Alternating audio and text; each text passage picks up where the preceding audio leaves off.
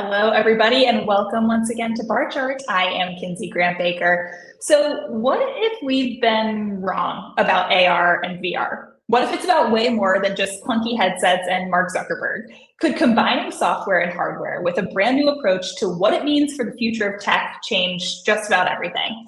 Today, we're going to find out. I am so excited to welcome our guest, Renji Bajoy, the founder and CEO of Immersed, which is a VR technology company that makes distraction-free, portable workspaces designed to enhance productivity and facilitate remote collaboration. We'll get into more of what that means exactly. But Renji, welcome to Barchart. How are you today? Yeah, good. Thanks for having me. Glad to be here. Of course. Of course, I'm excited for this conversation. You're working on something really cool. We're speaking at a time that it's certainly timely. You've got as you can see up here on the ticker under the Immersed logo, last chance to invest at 72 cents a share, May 14th. So lots of timely elements of this conversation I'm excited to dig into as we keep chatting, but I want to start here with, I think, a big picture, like the background, the context, so that everybody can kind of understand a little bit more about what you do. So if you don't mind, Renji, can you start with telling me a little bit more about what Immersed is, sort of at the highest level? What do you make and for whom do you make it? Yeah, for sure. In two words, it's virtual offices, right? So in these AR VR headsets, like for example, the Meta Quest headsets or like the Apple Vision Pro headset, you can put on your headset and enter a virtual office with your remote team. You'll have your computer screen in there, not just your laptop, but also multiple screens, all virtual screens, right? So you can connect your headset to your laptop, create multiple screens. Coders can code together side by side remotely as if they were together in person. Designers can whiteboard together remotely as if they were together in person. So the goal of what we've been building is how do you put on a pair of glasses someday and be able to teleport to the office so that everyone who's working from home and those who are working in the office can have the same uniform experience, irrespective of where you are. We had historically just been focusing on just the software side, being an app on the MetaQuest store, an app on the Apple Vision Pro store. But what we realized is very few people want to wear these 2-pound heavy brick things on their heads. And I'm even surprised we've accomplished acquiring 1.5 million users. I'm grateful that we have, but we want to get into the tens of millions or hundreds of millions of users. In order to do so, we've now developed a new headset called Visor. So if you go to visor.com, you'll see it's a 6-ounce headset. So instead of 2 pounds, it's lighter than your iPhone, right? So, and it also has 2 million more pixels than even Apple's premium Vision Pro headset. And so it's the type of headset that looks very streamlined. I have the first prototype of Visor right up here. And I'm really excited because we're scaling to mass production later this summer. And I'm just really excited because this truly feels like finally the holy grail of what we hoped that Meta and Apple would have built. They've mainly focused historically on like gaming and training and entertainment, sort of these generic use cases that most people don't even interact with. Whereas you and I probably use our laptop 40, 50, 60 hours a week, every week. So we decided, how do we come alongside the habits that people already have so they can just put on a headset and a very lightweight, think about it as more like a thick pair of glasses, and teleport to the virtual office, have all their screens portably with them anywhere they go, to their couch, to their porch, hotel room, airport, anywhere you are. You have your entire work set up with you, and you have your team in there with you.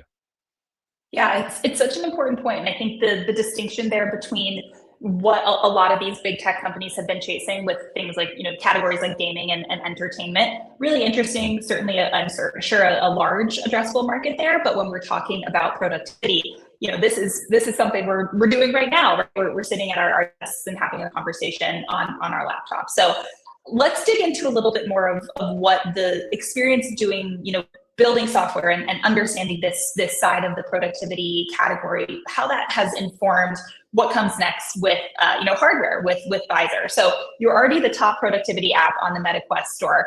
Tell me a little bit more about maybe some of the lessons from building software that might have informed how you're building the hardware version of what Immersed is going to be, what it can grow into. What were some of the learnings there, and how do you think that those learnings might appear to be maybe something that those big guys you mentioned, like Meta and Apple, have missed in their own hardware journeys that they've been on? Yeah. I mean, I'm super grateful that Meta provided a platform for us to be on and learn from. Meta maybe had something like 20 or 30 million Oculus users back in the day, and up till today. And for us, we got to acquire a certain percentage of those users and learn from that, realizing that the vast majority of our users don't use the built-in audio on the big booming headsets. Instead, they just use their AirPods paired to their laptop.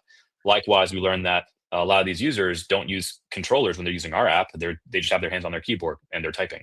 And so we decided, when it comes to building our Visor headset, We're not going to have these, kind of booming audio speakers built into the headset. We're not going to have controllers that come with the headset. We're just focusing on extremely high resolution optics so that you could see in the virtual world and not even see a single pixel. It just feels like real life. And then also make it something that is acceptable to wear in public, right? So if I go to a coffee shop, I want to look presentable. I don't want to wear this alien looking brick thing on my head. I want to look like sort of a thin, sleek pair of Oakleys, for example. And so when learning a lot from our user base about what they did use, what they didn't use, why they wouldn't use a hardware in other contexts like a coffee shop, that helped us to really hone in on what should our hardware look like and how do we sort of build this next device after smartphones, right? For the past 30, 40, 50 years, you've seen how the desktop, then the laptop, and the smartphone, and then mobile devices like the iPad, it became something that helps people be more and more productive. And likewise for us, I mean, and also for gaming, but for us, we realized that the vast majority of people actually probably use technology more for productive things than they do for just merely entertainment. It's almost as if the productive things enable the entertainment to be possible.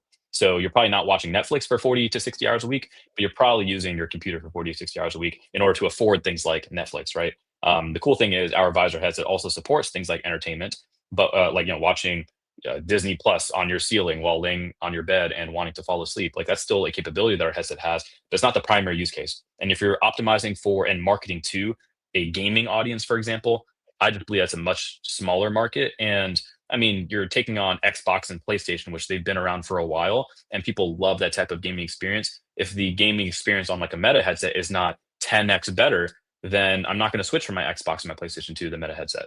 When it comes to work, however, the current state of working right now, you and I are having this conversation as little squares on this screen, as opposed to feeling like we're sitting across the table from each other, as opposed to us being able to build a whiteboard together or be able to collaborate on something as if we were together in the same physical space. I wish that was something that existed years ago on my previous software development teams I used to lead. And at the end of the day, unfortunately, chat and video conferencing has just been the state of the art for the past 25 years.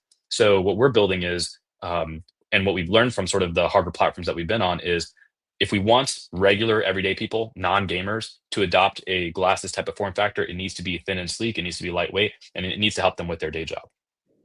Yeah, and I imagine this is it's a large bill, right? We're talking about you building something here that has a lot of challenges in terms of how people might utilize it, how you might get people used to using something that's the next version of something like an iPhone. But I'm curious to hear, even more why you feel like hardware could also be a competitive advantage when you're looking at that kind of the broader tech scene right now. What makes investing in and building a piece of hardware a moat for you and for the Yeah. company?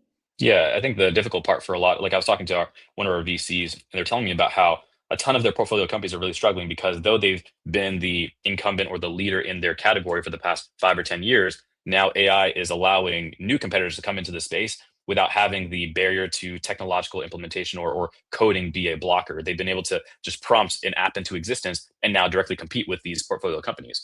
And so it makes it very difficult for you to have a moat if your only moat is just software.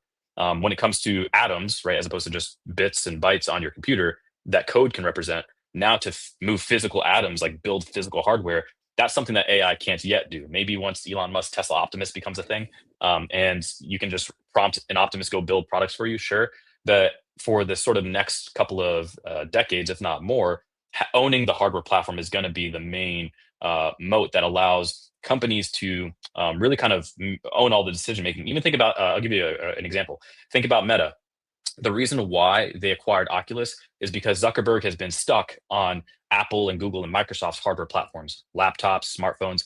Facebook and Instagram have always been an app on those other devices, and Zuckerberg has always had to go by their rules. But now he wants to own the next platform, which is obviously going to be glasses. This is why the tech giants, all of them, are pouring tens of billions into trying to figure out these spatial computing glasses. Zuckerberg wants to own that next generation of hardware so that he can do whatever he wants on that hardware. He doesn't have to listen to Apple or Google or Microsoft. And so, likewise with us, the types of the reason why we care about developing hardware so we can own the whole stack, but also not merely get acquired by one of the tech giants, but Lord willing, someday actually become one of the next tech giants. Yeah, that's awesome to hear. I think it really speaks to this larger theme or trend of doing your best to avoid building on rented land, right? We want Yeah. to have ownership, and that has always been, I think, a common theme in a lot of the conversations we have here. But you mentioned the impetus for a company like Meta to get so involved, to invest so heavily in spatial computing specifically. You mentioned some of the realities of AI when we're talking about the future of software. What about the sort of intersection of those two? I would love to hear a little bit more on your perspective of this intersection between spatial computing and AI, and how you're trying to build for a future that is realistic about how people are using both of these sort of huge categories within technology. What's your perspective? Yeah.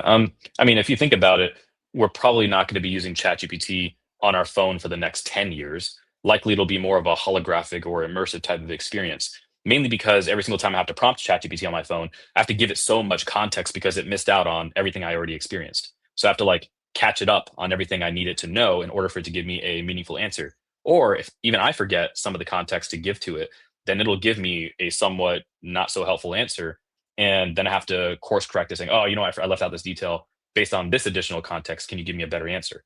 Whereas if AI was just living life with you, if AI was able to see everything that you see, hear everything that you hear everything that you say, an example being if you're wearing a pair of glasses that had cameras on it, that had microphones on it, but just kind of seeing the world from your vantage point, then that would be a much smarter AI that you wouldn't have to coach it so much. It would more so just be proactive with you, the things that make you more productive, saying, "Hey, I noticed for the past couple of weeks XYZ happened. If you course corrected this, then I can help improve your life." And so having AI really help assist humans is kind of the main thing that we care about here at Immersed, as opposed to AI replacing your jobs. How do we leverage AI to empower you? And so building these types of hardware platforms, it allows AI also to present things to you in a way that it currently can't. So, for example, when it comes to, say, for example, you tell your AI, "Hey, I want to buy a bed for this bedroom," it could literally just project a holographic bed in that room. Right now, I guess you could hold up your phone and like look through your camera through your phone. It's just a pretty horrible experience. And so, spatial computing, sort of the next generation computing. Again, it's not like I'm inventing anything crazy here. All the tech giants are pouring tens of billions into the space to try to crack it. Our unique angle is the fact that we're mainly focusing on the productive side of it first, and then maybe someday we'll get into entertainment, et cetera. But the tech giants, for whatever reason, are just so focused on entertainment. And I'm very grateful because we're the most used app in that entire space when it comes to user usage. And moving forward, again, if we kind of pivot away from this niche VR gaming hobbyist market more towards the market of everyone who uses the laptop for work, that's what I believe is going to really build the next tech giant. And so when it comes to leveraging AI as well, making people more productive at their job, making people more compelling for their job so they're not getting laid off, but instead almost leveraging AI to make them superhumans, that's what we're trying to build here with these glasses. Yeah, makes a ton of sense. It brings up a question for me too, as you're thinking about the role that hardware is going to play in the future of Immersed, and the future that you want to build in terms of how people actually use technology. A lot of people have, I think, become, jaded when we're talking about AR and VR and headsets, and lots of hype that didn't really pan out, that didn't really come to Mhm. fruition. How would you respond to that kind of skepticism from sort of everyday folks? And do you see that fatigue when we're talking about some of these really, really hyped projects that never really panned out the way the big tech giants expected them to? Do you see that as an opportunity at all for Immersed? Yeah, I mean, I think that because maybe put it this way, because Meta had acquired specifically Oculus, which was run by Palmer Luckey, the founder of Oculus, who is a huge gamer. Like, I almost wonder if Palmer Luckey was more of a productivity focused person, would Oculus have always been like an enterprise grade productivity type of a platform that Meta would have acquired, and then would we actually have glasses today that everyone's using for their work? I've always thought about that, and instead, for whatever reason, they've been so focused on competing with Xbox and PlayStation. And I think that's kind of why it ended up being a flop. I'll give you one quick example. There's a person on my team who, when Meta had partnered with Roblox, he put the Meta Quest headset on his son, saying, "Hey, play Roblox on this instead of on the Meta Quest headset instead of your iPad." His kid used it for like 5 or 10 minutes. He's like, "Oh, okay, it's cool." Then he took it off and went back to his iPad playing Roblox there. And his dad asked him, "Well, isn't it cooler to be in an immersive Roblox world rather than just like on your iPad?" He's like, "Yeah, but it's harder to play the game if I have to run around and stuff, as opposed to using my thumbs." And so, Yeah, yeah. it's just not the ultimate user experience for a gamer, especially for games that were made for flat two-dimensional screens. But when it comes to like maybe being in an immersive experience, obviously the headset's better. And then when it comes to productivity, actually the headset's better because again, for me to try to get some work done on like an airplane, for example, with my 11-inch MacBook Air, it's just there's only so much work I get done on that tiny little screen, as opposed to if I put on now my visor headset, it's something that gives me the entire work setup with all my multiple screens, right? And so, and when devices look like more of a thin, sleek pair of Oakleys, as opposed to, I don't have a MetaQuest headset here with me right now. Actually, I have an Apple Vision Pro here.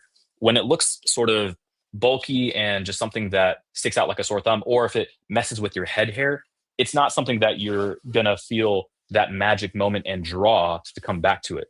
And so Totally. I think that historically, the reason why Meta and Apple and others have really struggled to make their headsets really widely adopted, like it just wearing this in public, it just looks like I'm wearing like a really weird pair of ski goggles, and it's massive, it's bulky. Whereas this is about from front to back is about maybe about 85 millimeters, maybe a little bit thicker than that. Visor is only about 41 millimeters, so much thinner. Mm. So it doesn't like stick out from the face so much. It doesn't look super weird. And the tech giants have only recently realized how much, uh, as vain as it sounds or superficial as it sounds, they've just realized how much it actually matters what people look like in public wearing these things. Design, aesthetics, all that does matter. If I have a VR headset that has a head strap going down the middle, it's going to mess up my hair. So if I take off the headset and go to a meeting, now I have this reverse mohawk thing going on. Yeah. Whereas when it comes to the visor headset, for example, we think about those things. We don't want to mess with people's hair. We don't want to give them circles around their eyes. It's got to be things that really care about ergonomics, aesthetics, and all these sorts of things that are optimized for the work use case, not gaming. Yeah, I think that makes perfect sense, and really it feels like what it boils down to is building something for the way that people are going to actually use and interact with it instead of the way that Yeah. we hope that they would or the way that we want And one them more to. thing. Yeah, I think that like Meta also took sort of this cartoon avatar, almost Pixar metaverse type of perspective on this. And sure, maybe for like children and gaming, but and that's if you're building like a gaming toy type of headset. But because we're building a professional enterprise grade type of headset, that obviously like you could call it iPhone quality headset, right? The iPhone is not necessarily like an enterprise headset. It's just very high quality. Likewise with Visor, we're working with a contract manufacturer that actually builds 10% of iPhones. So one in every 10 iPhone owner probably had their handset or their phone created by the same manufacturer that's building our headset. The sort of the main goal here is building a headset that's very professional grade that everyday people want to use, that doesn't feel so alien. If you use the say the concept like, oh, I need to ratchet this thing to my head, it's probably not something that is going to be adopted by everyday people because that's not already a habit they already have. As opposed to putting on a pair of sunglasses, that's something that people are already used to.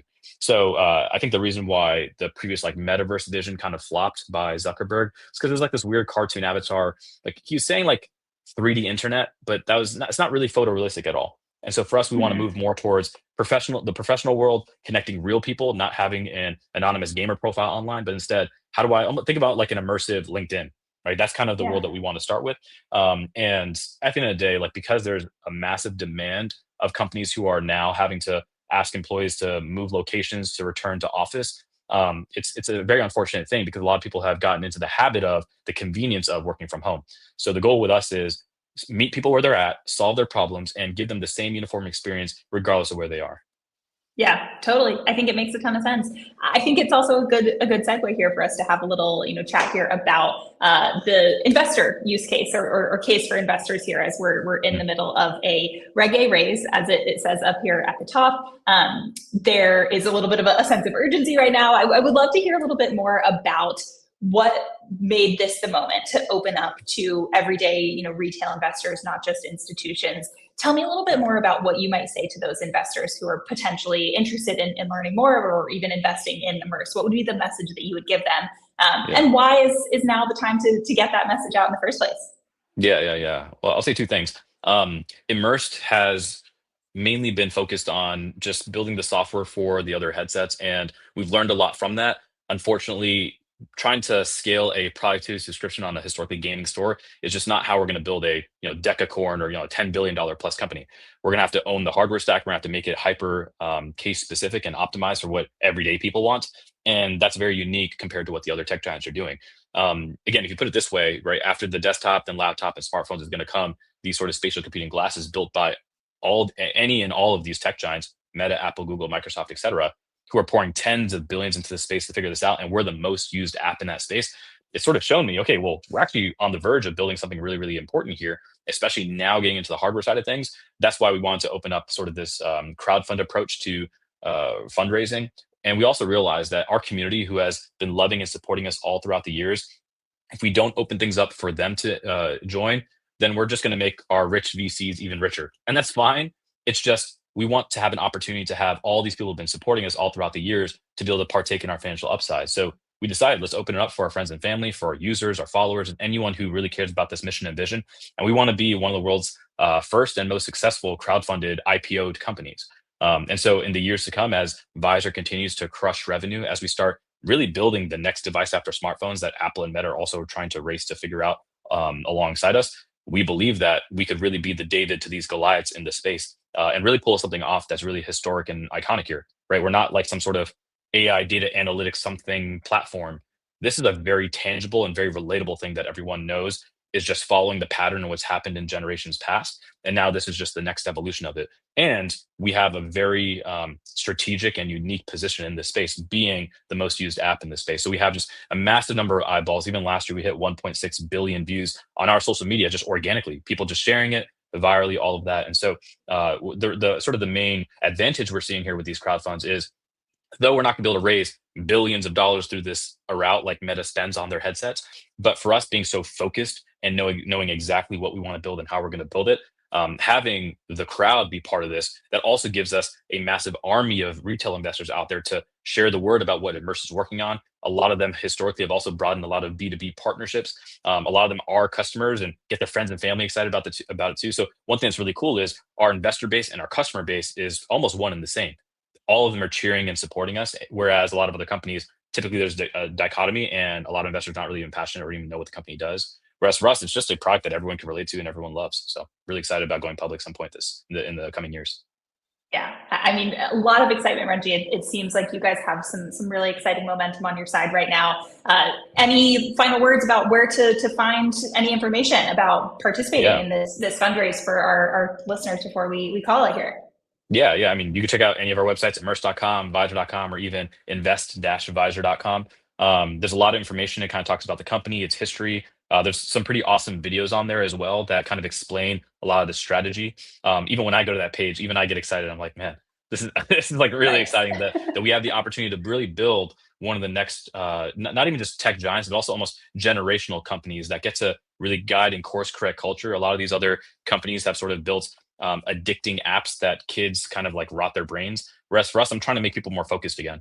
And I think that for the generations to come, if if and when Immersed becomes sort of a generational type of company, call it the next Facebook or the next Apple, I'm really grateful that our team is really focused on human flourishing. How do we sort of leverage technology, including AI, to help empower people rather than replace them in a sense? So I'm just really grateful for everyone who's been supporting us and part of our journey all these years, and really excited to have a big win for everyone. Yeah, absolutely. Well, Renji, thank you so much for taking the time to tell me all of this today, to walk me through your big picture kind of vision of what AR and VR could be, the software, hardware, all of this, the nexus of the two, spatial computing, AI, tons of really exciting, concepts and ideas that we have covered today. And it sounds like you have some really, really exciting perspectives and opportunities within all of that. So I really appreciate you taking the time and joining us on Barchart. And I appreciate everybody for tuning in and listening as well.